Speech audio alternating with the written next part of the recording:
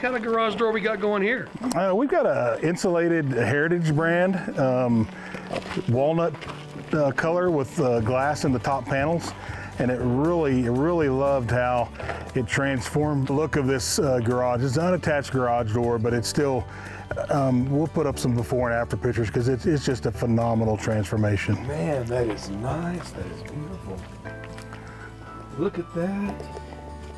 I didn't know that panel garage doors can look so nice. Oh yeah, we can do anything with a garage door.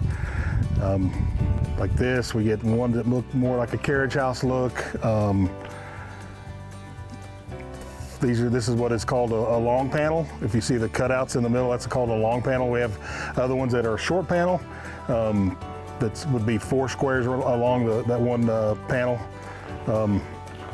But this looks better with the bank of windows, how they did it. So a lot of people don't know you can get those little windows up there and what they call a folding garage door, but a panel garage door changes the look. And of course, most of this structure is the garage door. People don't realize how important that is. Yeah, it's that, and in a lot of homes, it's the main door that's used. With this being a detached garage, but the one that's attached to your house, how many times do you use that in a day? Right. You know, it's upwards of 3 or 4, or maybe 10 or 20, and that's the biggest moving element of your house.